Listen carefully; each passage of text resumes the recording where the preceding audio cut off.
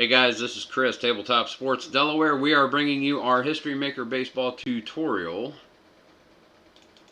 And this is contrary to the little thing down at the bottom, which I'm getting ready to fix. This is part 3. See, I just made it part 3. We're going to cover the charts that come with the game, so that way you can see what all is with them. Let's get up for a bird's eye view first real quick. You're going to have this chart right here, which is where you can place your visitor's dugout and your home dugout, all your replacement players that you may dig into for the game, and home plate, first base, second base, and third base umpires. And this other chart, should you wish to use them, you don't have to, you can do it any way you like. Here you would have your home pitcher and your visiting batting order underneath, so that way you could read pitcher, batting order, and then go to the fielding, just like you did in the game booklet. Visitor pitcher and home batting order, and then go on. And it also has other things on the sides, and this is what we're really going to cover, the little things on the sides. It's obvious that some of them you just put things there, but we want to cover all the cool little stuff. So let's do that. This section is for batters and pitchers right now, and that is if you end up going to the blue chart, the blue mini chart, baseball right now. Cold pitcher, hot batter. And it goes for every single one of these guys. For right now at bats in the first 5 innings of the game, always use semi or half qualities, either semi-hot or semi-cold. After the 5th inning, use full hot or cold. So a pitcher is considered semi-hot if he is struck after the last struck out the last batter he faced. Semi-cold if the last batter he faced got a hit. Semi-hot for the batter if he had a hit in his last at bat, or cold if he struck out in his last at bat. Shows you what to do with batters and pitchers if you go to the blue table. Not to mention, in the pregame thing, you may determine some that are by default hot or cold, and we'll go over that as well. Then here are the base running rules. Get that where you can actually see it. Let me just move this out of the way for the moment, and then I'll move it back before we continue. But the base running rules. If you, on ground outs, and then also with the infield playing in. So on ground outs, if the lead die of the 3 is, say, a 1, then you would look here under 1. And then go down until you get your base runner situation. If its base is empty, there's no runner, so it's not going to matter. If there's a runner on second, the runner holds if the lead die is a 1. However, if the lead die is a 2 or a 3, the runner is going to score. Runners on first and third. Double play, runner on third scores if the lead die is a 1. However, if the lead die is a 4, say, runners on first and third. Out at first, runners advance. So that'll be only able to get the out at first. If the infield is playing in, then you would look at the lead die, 1, 2, or 3, 4, 5, or 6. So if the infield is playing in and there's only a runner on third, the runner is going to hold. However, 4, 5, or 6, it'll be a single, runners advance. So infield playing in, base running rules. Ground out, base running rules. This is a handy one to kind of get used to early, because this takes a little bit of time to look up, and I have found that this is one you really want to try to get down, or at least learn how to quickly determine. You definitely want to pay attention to the base running rules, because it will, chasing down who's on first, what's on second, I don't know if he made it to third safely, is going to chew up a lot of time in the game. So I really recommend getting the base running rules down pat. If we look at the one where you have your pitchers and your visiting batters, it has a small table for attempting a bunt. You're going to roll 1 die. If that die is a 1, safe at first, runners advance. He beat out the bunt. Roll the decider die for a ruling, single or error. That will be an error. No, well, actually, and I'll show you how to do it. But you generally would say, was it a single? When you're rolling the decider die for something like that. That says, yes, it was a single. That says, no, it was a single, which means that it's an error. It's different, but I'll show you. But you roll one die and you read for the result, and it may ask you to roll a second time. 6 is going to be your weird stuff that might happen. If you want to attempt a hit and run, you got a guy who's going to ground into a double play and a runner on first, go for the hit and run with a runner on first or runners on first and third. And you're going to roll on the main chart, which is going to be your main play chart, and then you're going to adjust that as follows, right here. So it will tell you what to do. It says runners advance 1 base on any ground out, 2 bases on any single, score on doubles. Any line out becomes a double play, batter and lead runner both out. So you're going to roll your regular play, but you're going to adjust the base running rules by this. On the other side, over by the visitor pitcher and the home batting order, you're going to have attempt an extra base. Single into right. Base runner is rounding second. First, roll a decider die to see if it's even possible to get there. Decider die blank says no, so he's going to hold at second. However, if you had rolled the dot, okay, now it's possible. So you're going to roll 1d6. And whether they're active, normal, or stoic depends on their safe and their out range. So on a die roll of 1, charge the outfielder with a 1 base error in addition to the extra base. So that throws a little something in there, throwing error by the outfielder. But yes, this is for attempting extra bases and for attempting stolen bases. You have first roll a decider die to see if the runner gets a jump. Stoic runners cannot get a jump. If yes, decider die says yes. Then roll the die below to determine. If the catcher is gold, blank, or normal, or iron fielding, and if you're at second, third, or home, where the base runner is stealing 2. Stealing to second, stealing third, or stealing home. On a range above, runner steals a base, otherwise runner thrown out stealing. On a die roll of 1, charge the catcher with a 1 base error in addition to the stolen base. You can do that. It's totally up to you. I might make that a roll of double 1. Well, maybe on an iron. I wouldn't do that for normal or gold, I don't think, because they're better fielders. Iron, I might do that with a roll of 1. That's a mod. You can do this however you want. That's the beauty of games like this. If you see something that's kind of like, eh. So those are the charts that are there. Let's go over some of the pregame charts that you will use. And this might take a little more time, but it's not that difficult. It really isn't. There's more to them, but it's not that difficult. This is what you do game day. First, you are going to, let's bring us over here. First, you're going to designate your hot and cold player. Make a note on the score sheet, which next to the player on the score sheet, you might write hot or cold. Generally how I do it, and it also recommends doing it in the rule book as well. If someone hit 2 homers yesterday, they're hot. If someone struck out 3 times, they're cold. That's how you do it. Okay? Next, was the game a win or was it a loss? And this is going to how you're going to determine your clubhouse mood. So we are going to roll 1 die. And let's say it is the Mets and they've won 3 in a row on the road. You have to roll equal to or less than a current winning streak. And they have harmony. And it is sunny. They roll a 6. So that is not the case. We are going to roll on the clubhouse mood finder down here. So we're going to use the decider die and frame the question in a yes or no question. However you prefer to determine if the clubhouse mood is sunny or stormy, which is what I was showing you earlier. So we're going to say, is it sunny? It's not sunny. So if yes, use sunny and team semi-harmonic. If no, use stormy and semi-dissonant. Semi or half scores is like having the dot.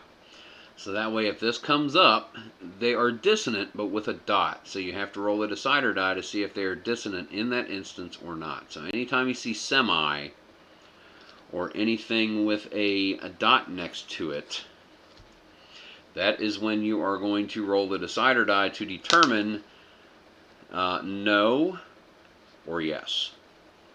However, in the case of getting this ready, you are going to say, is it sunny? Ah, it's always sunny in New York. It's Philadelphia, I know. And then you are going to roll dice. Once you determine stormy or sunny, you're going to have your clubhouse mood. If you're going to have messages that you can get from your different coaches and everything, and it will determine the way things are. And you'll see batting coach would be the role of a 1 on the D6. If you rolled a 2, you'd be going to the pitcher coach. 3, team trainer. 4, front office. 5, local media. If it's a 6, you're going game day injuries. So let's say we rolled a 1 and it is indeed the batting coach that we're going to be talking to. Well, now we're going to roll a die again. And we're going to see 1 minor perk with a starter. That means a starter is going to get a perk, which means one of those cool things on their card, like home run king, whiff, or whatever. Let's see, which starter? 3, it's going to be third baseman or left field. Use a decider die. Is it the third baseman? Yes, so the third baseman is going to get what minor perk? 6, Delta rating for the game. That's a super advanced. That's an advanced thing that I have not used yet. Just so you know, I'm not aware of that. But if he had rolled instead a 3, that means the third baseman for this game is also a hot batter, even if you've determined another batter is hot.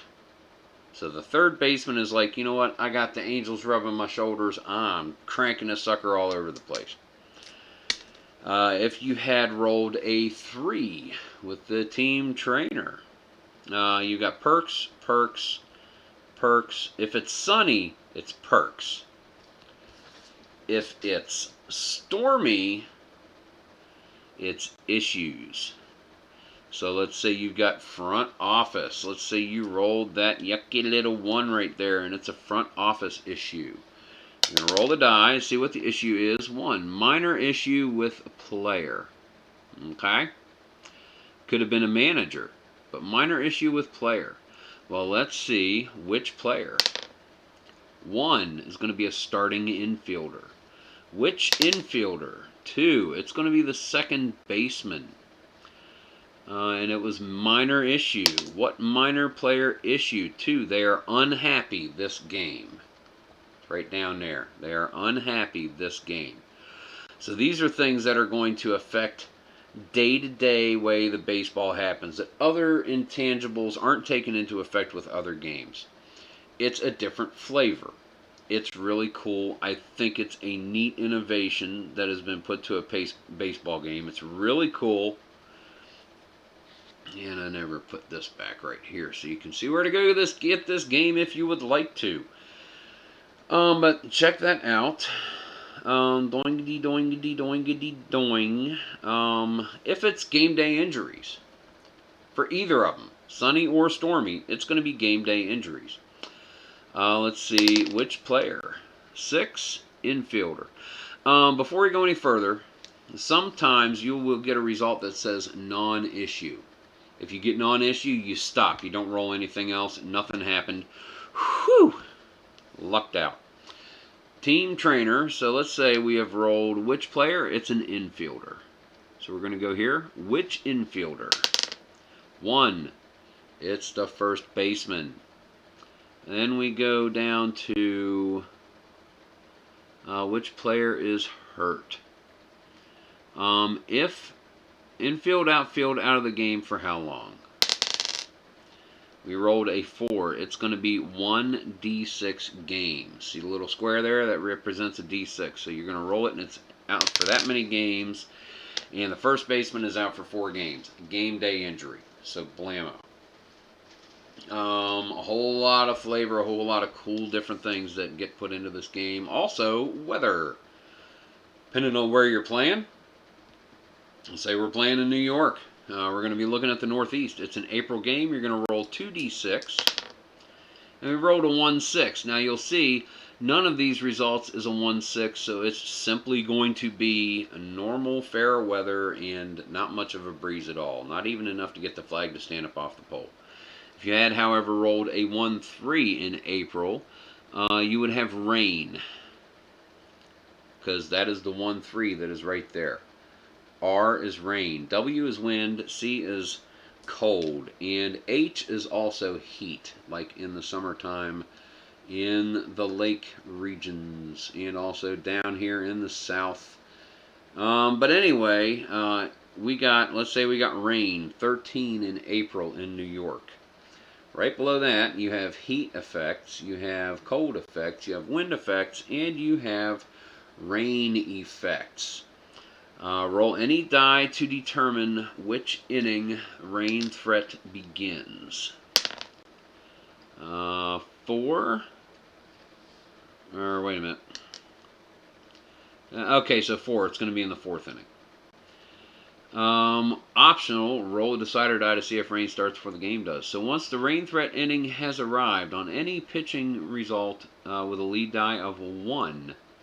Any lead die of 1 pitching result with no text, such as, for instance, you roll a 1-3-3, 1-3-5. There is no text there. Anytime you roll that result, you are going to roll the decider die. Bullet says rain begins and game is delayed. Otherwise, game continues. Go on to the batter column and keep going for the at-bat. If rain begins, see when play resumes, roll 3 dice. 1, 2, 2. 1 is the lead die, game called. Up to 6 is the lead die, game called. Next game called 2 if next day in the same city. Nor'easter blew in. So that is the weather effects that you can do for the beginning of each game. You don't have to do it. You do not have to do that. You can do whatever you want. You can play the game straight. You don't have to do the sunny or stormy mood in the dugouts. You don't have to talk to the media. You will have issues with the results where you're constantly going to otherwise or other. So anything that comes up if mood is, if it's harmony, if it's dissonance, it will take that out of it.